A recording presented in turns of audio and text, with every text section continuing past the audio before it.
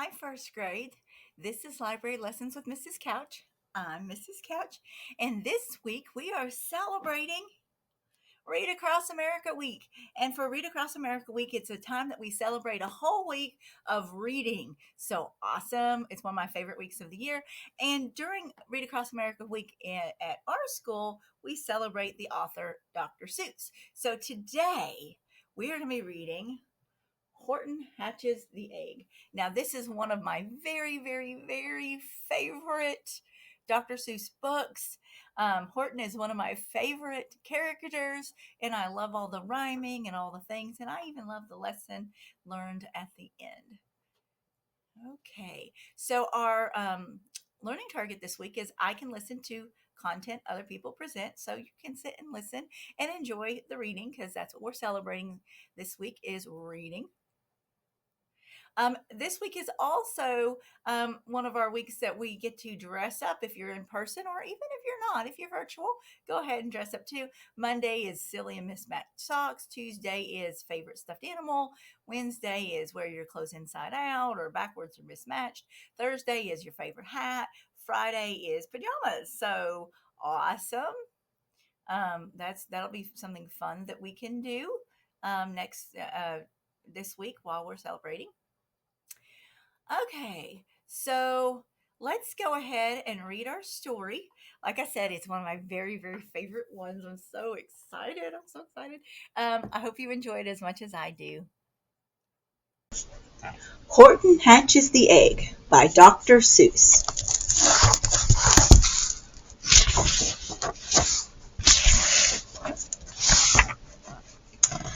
Sighed Maisie, a lazy bird hatching an egg. I'm tired and I'm bored and I've kinks in my leg from just sitting here day after day. It's work, how I hate it. I'd much rather play. I'd take a vacation, fly off for a rest. If I could find someone to stay on my nest. If I could find someone, I'd fly away free. Then Horton the elephant passed by her tree. "Hello!" called the lazy bird, smiling her best. "You've nothing to do, and I do need a rest. Would you like to sit on the egg in my nest?" The elephant laughed. "Why, of all silly things, I haven't feathers and I haven't wings. Me on your egg, why, that doesn't make sense. Your egg is so small, ma'am, and I'm so immense." "Tut, tut," answered Maisie. "I know you're not small, but I'm sure you can do it, no trouble at all. Just sit on it softly, you're gentle and kind. Come, be a good fellow, I know you won't mind."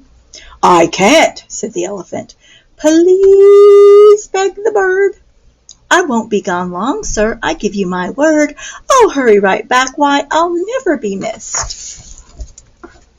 "Very well," said the elephant, "since you insist. You want a vacation, go fly off and take it. I'll sit on your egg and I'll try not to break it. I'll stay and be faithful, I mean what I say." "Toodaloo," sang out Maisie and fluttered away. The first thing to do," muttered Horton. "Let's see. The first thing to do is to prop up this tree and make it much stronger. That has to be done. Before I get on it, I must weigh a ton." Then carefully, tenderly, he crept up the trunk to the nest where the little egg slept. Then Horton the elephant smiled. "Now that's that." And he sat, and he sat, and he sat, and he sat. And he sat all that day, and he kept the egg warm, and he sat all that night through a terrible storm. It poured, and it lightened, it thundered, it rumbled. "This isn't much fun," the poor elephant grumbled. "I wish she'd come back, 'cause I'm cold and I'm wet. I hope that Maisie bird doesn't forget." But Maisie by this time was far beyond reach, enjoying the sunshine way off in Palm Beach, and having such fun, such a wonderful rest. She decided she'd never go back to her nest. So Horton kept sitting there day after day, and soon it was autumn. The leaves blew away, and then came the winter, the snow and the sleet, and icicles hung from his trunk and his feet. But Horton kept sitting and said with a sneeze, "I'll stay on this egg, and I won't let it freeze.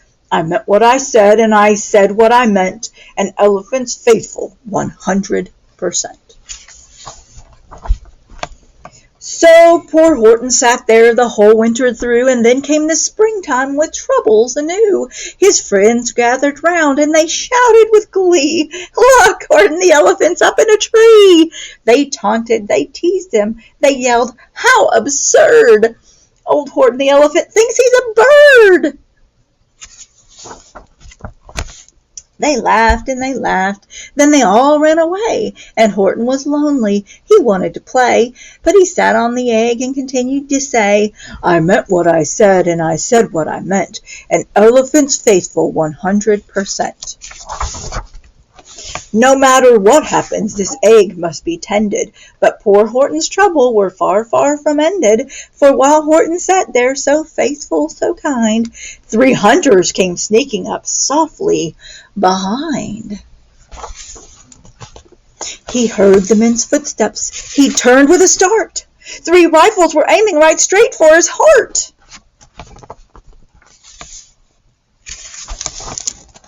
Did he run? He did not. Horton stayed on that nest. He held his head high and he threw out his chest, and he looked at the hunters as much as to say, "Shoot if you must, but I won't run away. I meant what I said, and I said what I meant. An elephant's faithful 100%.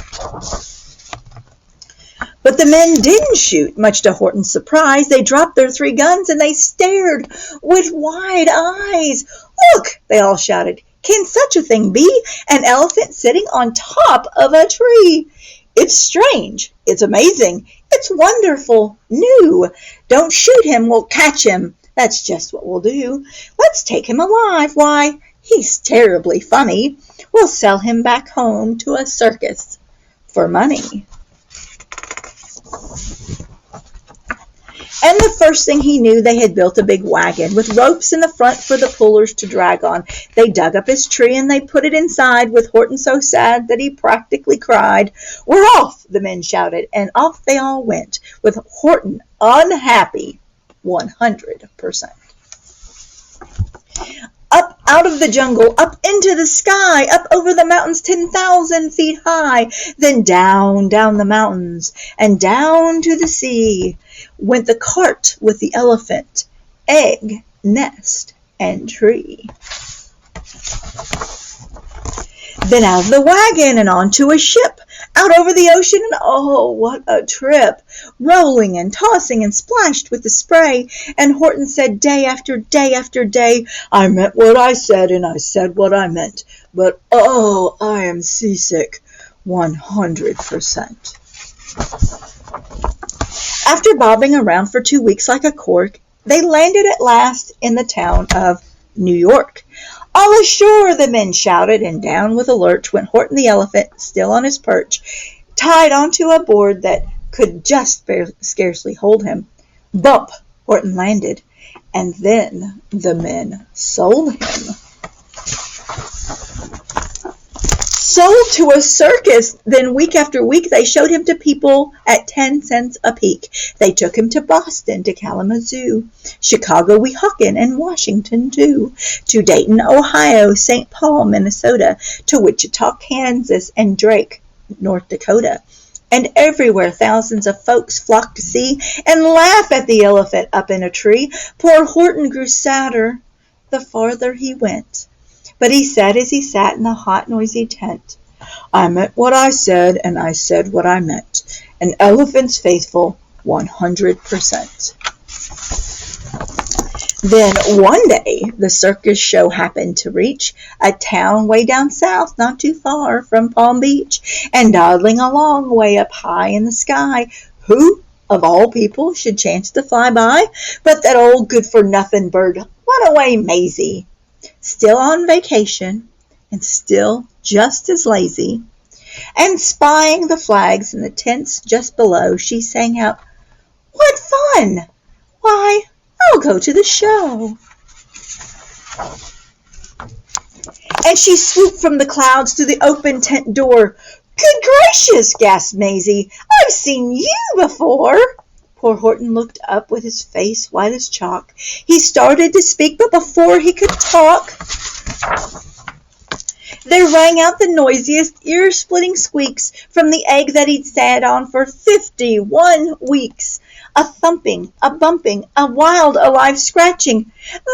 My egg!" shouted Horton. "My egg! Why, it's hatching!" "But it's mine!" screamed the bird when she heard the egg crack. The work was all done now. She wanted it back. "It's my egg!" she sputtered. "You stole it from me!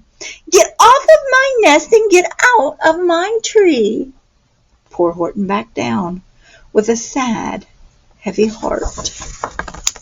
But at that very instant the egg burst apart, and out of the pieces of red and white shell from the egg that he'd sat on so long and so well, Horton the elephant saw something whiz. It had ears and a tail and a trunk just like his. And the people came shouting, "What's all this about?" They looked and they stared with their eyes popping out. Then they cheered and they cheered and they cheered more and more. They'd never seen anything like it before. "My goodness, my gracious," they shouted. "My word, it's something brand new.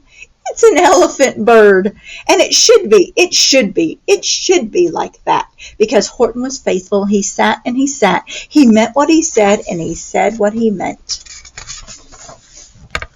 And they sent him home happy, 100%.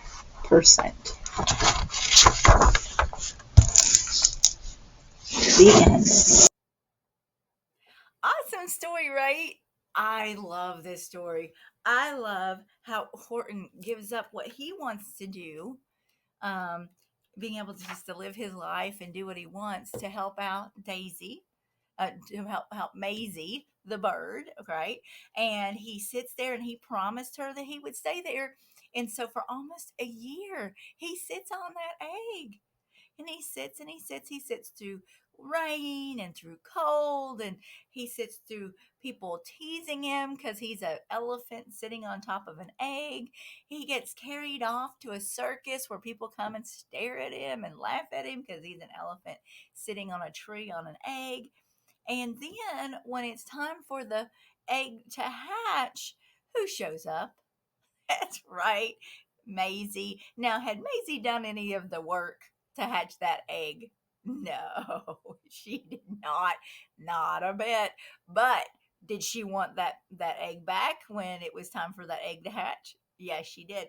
And sometimes that's what happens. People comes around and they want to jump on after all the hard work is done. And so, but in the end, did Horton get his reward? Yeah, he really did, because when that when that egg hatched, it was an elephant bird. Was it Maisie's baby? No, it was Horton's baby, because he had sat on there for so long, and so he gets to go back home to the jungle with him and his baby, the little elephant bird. And I love that it's an elephant, but it has wings and it can fly around like a bird. I just love this story, and the idea of perseverance and sticking with something and never giving up no matter what, and keeping your word no matter what, even when you don't want to, even when it gets hard. And that's what Horton did. He kept his word even when it got hard. Okay, so we are reading the Kentucky Bluegrass Award books. Next week we'll be reading the last ones, and then we'll start to vote. We'll get to vote on our favorite one. But if you've missed any of them, here they are, and you all you have to do is click on one of um, these book covers, and it will take you to the read aloud of them so that you can catch up to any that you might have missed, because it's really hard to vote for your favorite if you've only read one or none. So um, it gives you a chance. I also added on here this really great a Dr. Seuss library. So if you want to go in there and click on any of these book covers, these are Dr. Seuss books. If you want to read some other ones, but you don't have any at your house, you can read these. There's 3 pages of these. And so awesome. Those are there for you completely, for your to use if you want to. No. Um, and oh, you know what time it is? It's time for Crazy Jokes with Mrs. Couch. One of my favorite times. Okay, here we go. Now, this is a silly one. What did one eye say to the other eye? I wonder. Do you give up? Between us, something smells. Okay, go out and share that one with someone you know something smells. And we will see you back here next time for Library Lessons with Mrs. Couch. And don't forget, keep reading, especially this week because it's Read Across America Week. Goodbye.